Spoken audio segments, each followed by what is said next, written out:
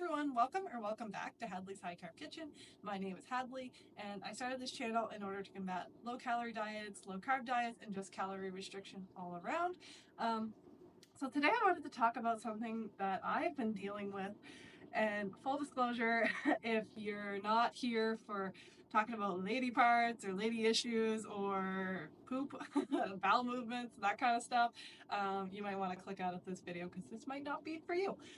Okay, so I wanted to talk about how I had been experiencing some gut issues, some gut discomfort, and it came along with some other issues that I was experiencing.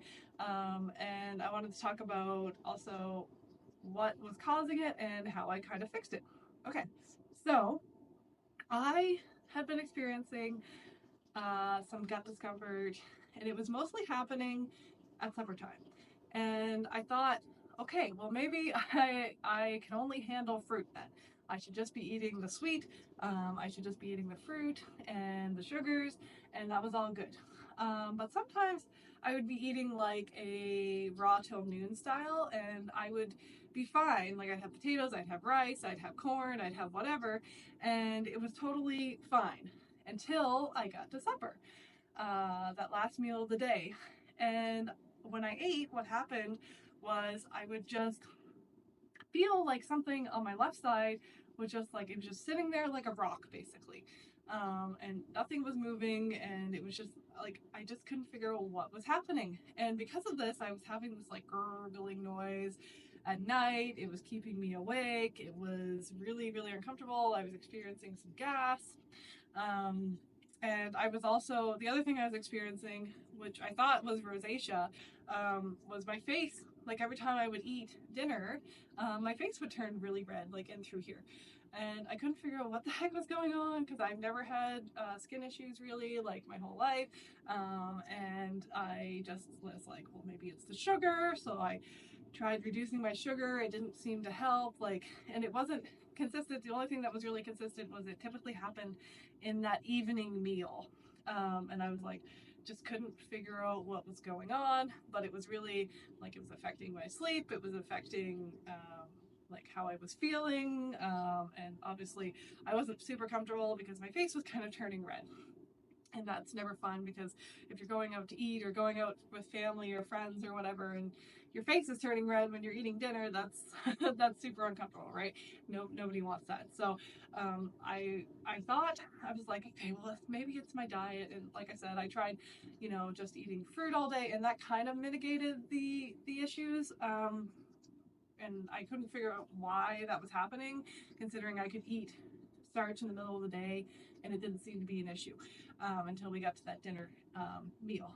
So yeah, I was experiencing like not really bloating. It was just kind of like, it just felt like there was something sitting on particularly my left side. It was my left side that was bothering me. And it just felt like there was something sitting there, and then and like there was a blockage. Like that's the best way I can describe it. It felt like there was something blocking there, and I was like, what the heck is happening? And I had mentioned it to a doctor, and I always get the same thing, like, oh, that's weird. Like, take a pill, whatever. But yeah, so I have been spending like a couple of months not talking about this and just trying to deal with this because I was like, well, maybe like it's got to be something. I was like, it can't really be food related. It's got to be something else because it's not very consistent, and it wasn't something I was eating. Like it wasn't like, and it didn't happen every single time. Like, oh, maybe I thought it was rice, but it didn't happen every time with rice. And then I thought, oh, maybe it's potatoes, but it didn't happen every time with potatoes. And like I had never had an issue with like any foods up until like kind of recently. And I also thought, okay, well, maybe it's our water because we have well water. And I thought, okay, maybe that we have some sort of like bacterial infection or something that's bothering my gut. But that wasn't the case either. So yeah, I spent a while just trying to figure this out on my own. Because I didn't really think it was the food, because I'd been eating all these foods for a really long time, minus the sugar. And so I did try removing the sugar for a little bit, and it didn't help anything. So what was the actual problem? So come to find out, I kind of figured this out on my own, and a little bit through going through like a therapy. So I was running one week, And I noticed I've been having issues with my pelvic floor since before I gave birth. Like during my pregnancy, I remember going for a walk, and I just remember it felt like something was going to, like, I was pretty pregnant. I was like 30 some weeks pregnant, and I was just like, oh my gosh, it feels like the baby's just gonna drop out right now. And I did mention this to a healthcare professional, a midwife, and they were just like, oh, that's weird. Which seems to be a trend. That's what I get when I bring up these things. Anyways, so I had gone previously to pelvic floor therapy, and I do remember her asking me, do you have issues fully releasing your bowels? And at the time, this was like a year ago, back in, I think, last summer. And I was like, no, I just, like, you know, I had a whole other host of issues going on there, but it was mostly just tightness because, well, the pregnancy, but I also spent a really long time lifting weights and not breathing through exercises properly, and just kind of like pushing myself really hard with not very good posture, not very good breathing, and not very good technique. So I think I kind of had a damaged pelvic floor even before I got pregnant. So what is the point of me talking about my pelvic floor is that was actually the root of my issue. So what was happening is I was running, and as some of you might know, I've really increased my running lately because I'm signed up for a couple of races here and there. I actually have a half marathon this weekend. I'm sure it'll be fine. It'll be great.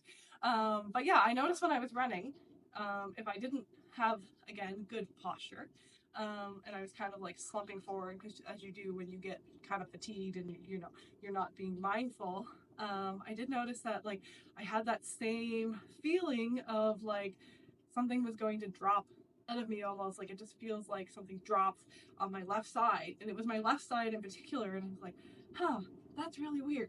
I was like, maybe these two things are connected.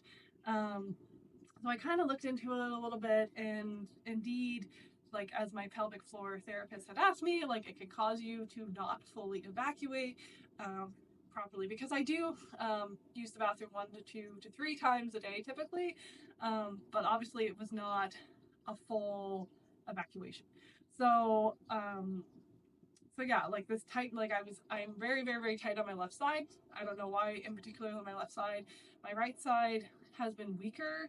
I'm not sure if it's because of my dominant side and I just do more with it, but maybe my left side is kind of like making up for it, because like everything on my left side is tighter than on my right side. Like my quads are tighter, my hips are tighter, shoulders are tighter, you know, all that kind of stuff.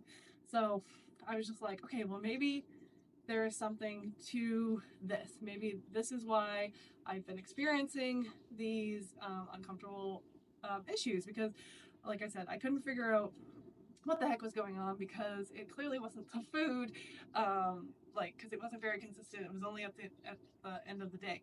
So I think what was happening, the reason why it was at the end of the day, and the reason why me eating fruit and greens kind of mitigated the symptoms, was because if you know anything about food combining, if you have starch, like if you have fruit on top of starch, typically they run into each other because the fruit digests a lot faster than the starch would. So if I had this like blockage or this tightness where I wasn't fully evacuating, I probably had some leftover like fruit or meal, even just meals from that day just sitting in my intestines, and they were probably running into each other, and this was causing this gas, bloating, facial flushing issues that I was experiencing, because I was putting starch and it was running into the fruit, which should have normally been digested and gone away by now. So how did I guess we should talk about how I fixed this issue, because it was very, very, very simple. And when I finally started doing these exercises, it just kind of resolved everything. So the first thing I started doing was doing some deep belly breaths, probably for like 5 minutes a day. I typically do it when I am laying in bed reading my book at night. So just basically like taking a full breath in and extending your belly, bringing all that air down, and then just kind of releasing. The other thing I was doing was Kegels, of course. If you're familiar with that, taking, again, a big breath in, and then releasing. But as I was releasing, I was pulling up my pelvic floor. So kind of doing those kind of exercises. I also was doing like a quick release. If you're familiar with doing pelvic floor exercises, these were things that I had learned from my pelvic floor therapist back a year ago. But the thing that really helped me was sitting in a chair and doing what they call a reverse Kegel. And that was breathing in, and then when I was breathing in, I was kind of almost like expanding my belly and pushing down on my pelvic floor. And that really seemed to like release the tension that I was experiencing. And yeah, so I especially those reverse Kegels, I do those every time I'm like feeling like that kind of like tightness or whatever. After like a meal, like I'll just like do my breathing and I'll release, and typically it causes things to evacuate, which is great. So if anybody has been experiencing anything like this, maybe you've been like, my diet is really good, and I can't explain why I'm experiencing like this tightness or this digestive issues. There might be another reason for it other than just food. Obviously food, if you're improperly combining food, or you just like have a sensitivity or something like that, it's going to cause you to, experiencing gas and bloating and all that kind of stuff. But, it's not always the food that's the issue. Maybe it's you just have something misplaced in your body, especially the old pelvic floor, because, if you're a lady and you've been pregnant or whatever it is, it does put a lot of strain down there, of course. So, yeah, I hope this can help someone, because like I said, it's not, learning that it's not always the food, or maybe you're just like having other issues, or stress or tension or whatever, because I do tend to clench and really like strain and not think so much about my breath work or think so much about my posture when I'm exercising. And that's something that I'd really like to be paying more attention to now that I'm aware of these issues, and being more aware of your body. And yoga is actually a really good thing to do to help you become more aware of your body, I guess, like more aware of your breathing and just like how you're feeling in your body when you're doing certain things. So I would highly recommend doing yoga, not forcing yourself into like super uncomfortable, like pretzel like positions if you're not super flexible. I am not super flexible. I've never been super flexible. I would love to be more flexible. But anyways, I'm doing a lot of running, so that's not going to happen now. But yeah, I won't ramble on too much. I just wanted to kind of talk about this, and I apologize to anyone who thinks that I've been kind of like hiding something. It's just kind of like, I just wanted to deal with this myself, and I was, planning on coming out and talking about it, but it was like, what is there to talk about? Like, I don't know what's happening. It doesn't make any sense. So, yeah, I hope that you enjoyed this really quick video, and I hope that maybe it can help someone if they're experiencing something similar, or they've had issues with their pelvic floor. Just kind of visiting a therapist, a pelvic floor therapist, physiotherapist has been really helpful, but also doing just those, you can find those exercises online. You just like look up what kind of like pelvic floor exercises, but the reverse Kegels have been a game changer for me. Anyways, thanks for watching. I hope anyone could find this helpful, and feel free to like, subscribe, that thing. And thank you for watching, and take very good care, and bye.